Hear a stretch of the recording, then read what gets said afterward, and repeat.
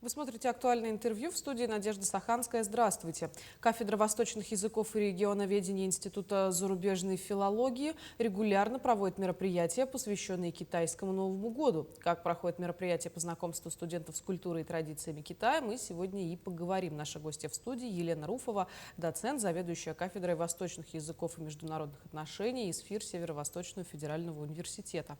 Елена Степановна, здравствуйте. Добрый день. Вот расскажите, пожалуйста, в преддверии китайского Нового года мы с вами так встретились. Как давно работает ваша кафедра? В прошлом году наша кафедра отметила 25-летний юбилей, и вот уже четверть века мы готовим специалистов со знанием восточного языка. Угу. Какие языки сейчас в университете изучают? Ведь для их изучения есть целый отдельный институт, как подразделение. В целом на всех подразделениях нашего Северо-Восточного федерального университета изучают иностранные языки. Сейчас есть выбор и восточных языков в том числе.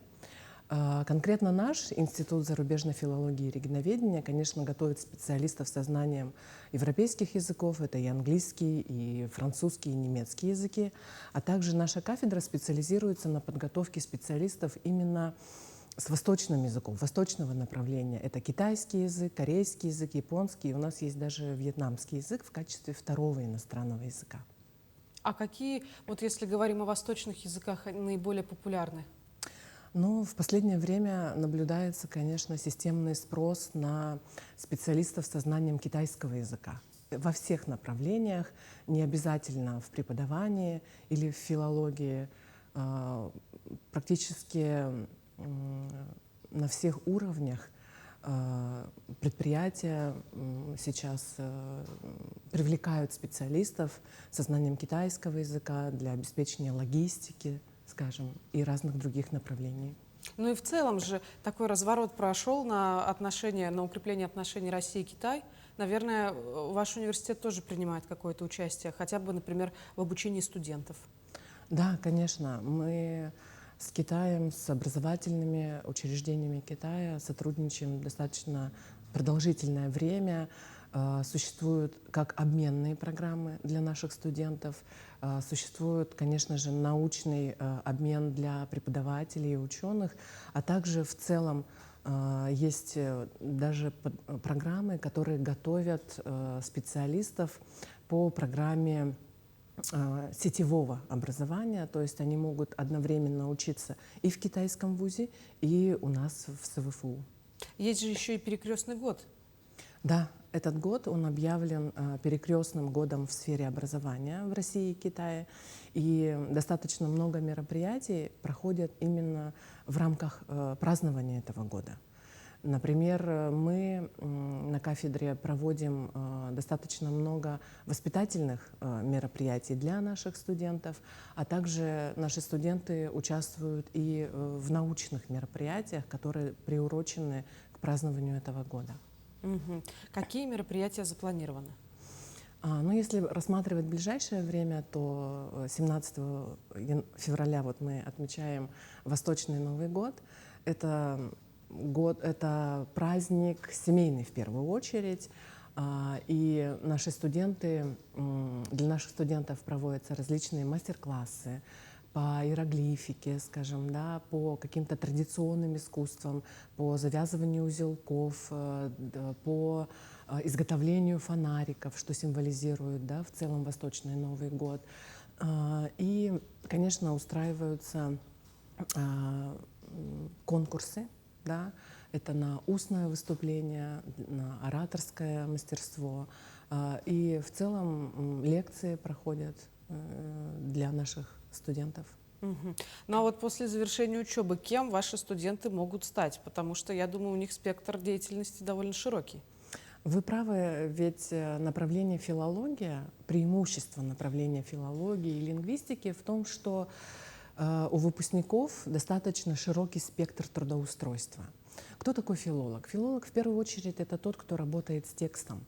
А тексты мы, как знаем сейчас, они бывают разных форматов, да, и письменные, и устные, и аудиовизуальные. То есть от учителя, преподавателя, дополнительного образования. Это могут быть и специалисты наших министерств и ведомств, это могут быть переводчики, это могут быть работники издательской сферы, скажем, редакторы, и, конечно же, специалисты по международному общению и SMM-менеджеры. Это те, которые работают с контентом, создают смыслы, работают с текстом и с образами.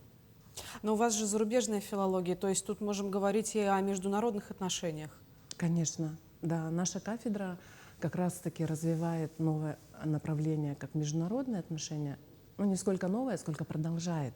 И, конечно, мы хотим расширить в этом направлении, открыть и другие направления подготовки специалистов в области востоковедения и международных отношений. Но наши выпускники уже работают по этой сфере, и профильными министерствами, конечно, является и Министерство внешней связи, и делам народов Республики Саха-Якутия, и другие ведомства.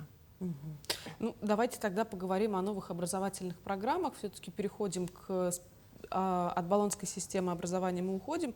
Вот летом 2026 года, когда будет объявлена приемная кампания, чем ИСФИР может привлечь абитуриентов?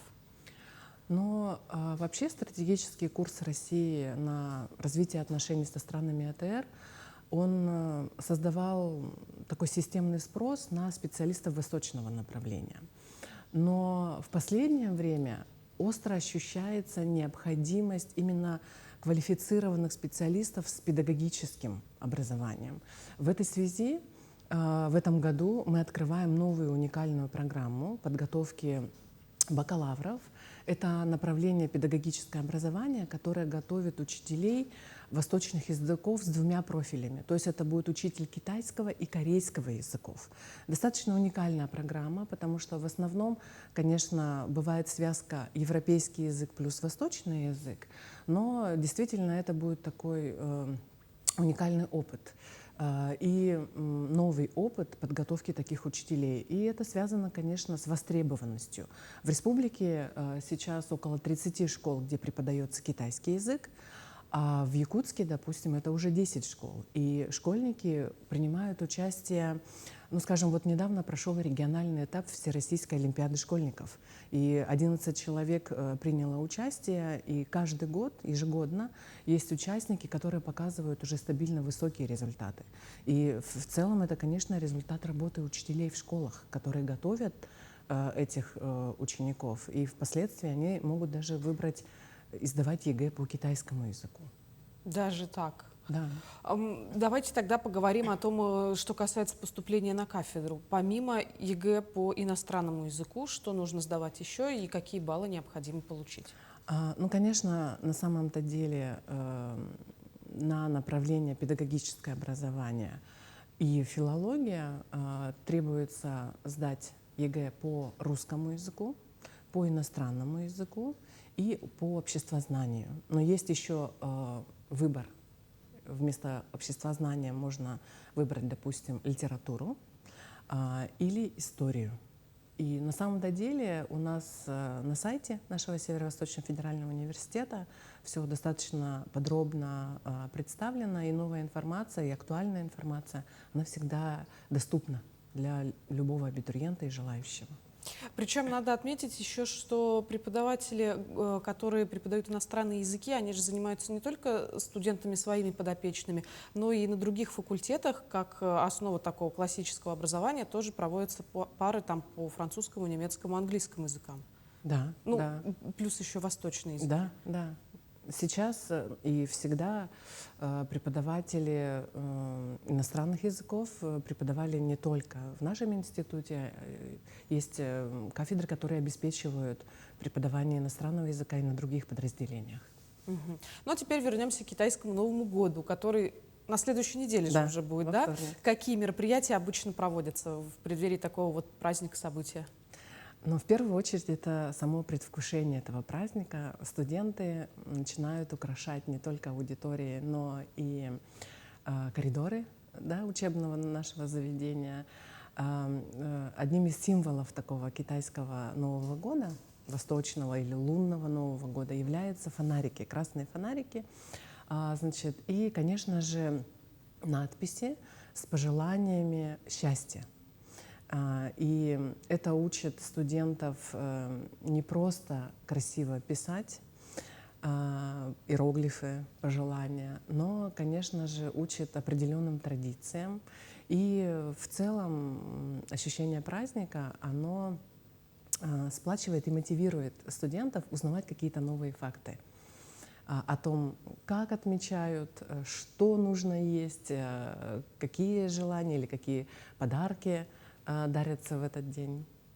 Мгм. А вот китайские студенты, они как обычно, в это время уезжают к себе домой и потом где-то через месяц возвращаются или остаются здесь?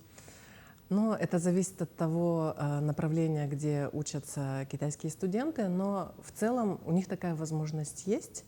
Но если они остаются здесь, то празднуют Восточный Новый год, отмечают уже здесь, даже в Якутии у нас. Мгм.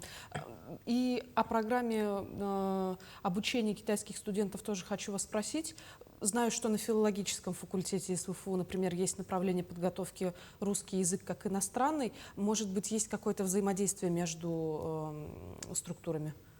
Взаимодействие, конечно, есть, потому что наши преподаватели, специалисты китайского языка ведут определенные дисциплины, значит, для тех студентов, которые учатся на кафедре иностранного, русского как иностранного. И в целом взаимодействие, так или иначе, оно у нас всегда есть между подразделениями. Мгм. Ну что ж, Елена Степановна, большое спасибо вам, что нашли для нас время, пришли, рассказали так много всего интересного. По возможности приходите к нам еще. Спасибо большое за приглашение. Напомню, вы смотрели актуальное интервью. До встречи в эфире.